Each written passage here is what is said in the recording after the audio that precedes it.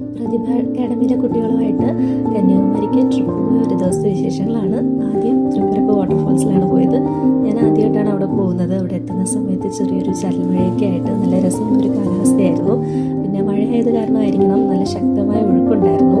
അപ്പോൾ വെള്ളച്ചാട്ടത്തിനും അതിൻ്റേതായ കാണാനുള്ള ഭംഗിയുണ്ടായിരുന്നു. ശക്തമായ ഒഴുക്കായിരുന്നത് കാരണം പിള്ളേരൊക്കെ ശരിക്കും അടിച്ചു പൊളിച്ചു. ചെറിയൊരു മഴയും പിന്നെ വെള്ളച്ചാട്ടത്തിൻ്റെ ഭംഗിയൊക്കെ ആയിട്ട് വളരെ രസമുള്ളൊരു എക്സ്പീരിയൻസ് തന്നെയായിരുന്നു.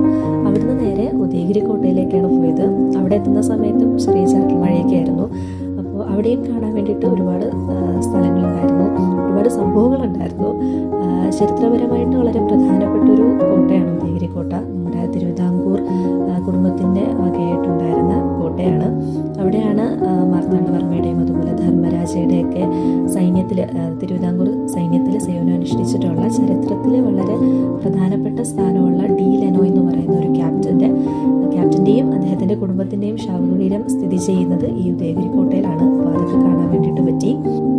അത് കഴിഞ്ഞ് അവിടെ കണ്ടൊരു പ്രധാനപ്പെട്ട സംഭവമായിരുന്നു ഈ ഒരു കുട്ടിക്കുരങ്ങൻ. ഭയങ്കര ക്യൂട്ടായിരുന്നു.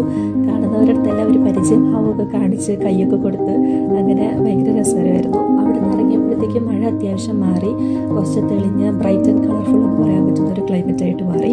അങ്ങനെ നേരെ വട്ടക്കോട്ടയ്ക്കാണ് പോയത്.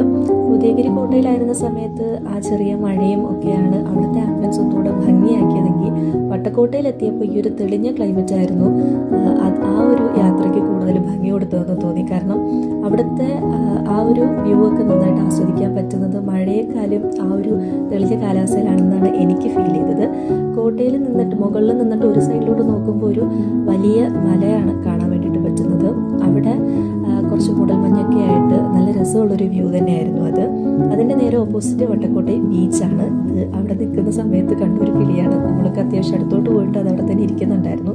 വീണ്ടും നമ്മൾ അടുത്തോട്ട് പോകുന്നു എന്ന് കണ്ടപ്പോഴാണ് അത് അവിടെ നിന്ന് പറന്നു പോയത്. അപ്പോൾ അതിൻ്റെ പുറകിൽ ബീച്ചാണ്, വട്ടക്കോട്ടയിൽ ബീച്ചാണ്.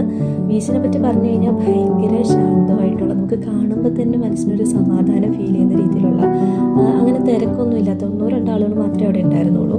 അങ്ങനെയുള്ളൊരു ബീച്ചായിരുന്നു. അതിനപ്പുറത്തൊരു വിൻമില്ലും കാണാൻ വേണ്ടി പറ്റുന്നുണ്ടായിരുന്നു. ഇതെല്ലാം കോട്ടയുടെ മുകളിൽ നിന്നിട്ടാണ് കണ്ടത്.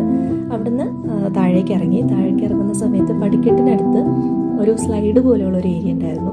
അവിടെ പിള്ളേരൊരു ശരിക്കും പ്ലേ ഗ്രൗണ്ട് എന്നുള്ള രീതിയിൽ കളിച്ച് അടിച്ചു പൊളിച്ച് തകർത്തു. അവിടെ നിന്ന് ഇറങ്ങി നേരെ കന്യാകുമാരിക്കാണ് പോയത്. അവിടെ എത്തിയപ്പോഴേക്കും ക്ലൈമറ്റ് വീണ്ടും മാറി. അത്യാവശ്യം നല്ലോണം മഴയായത് കാരണം പിന്നെ ഫോട്ടോസ് വീഡിയോസ് ഒന്നും എടുക്കാൻ വേണ്ടിയിട്ട് പറ്റിയില്ല.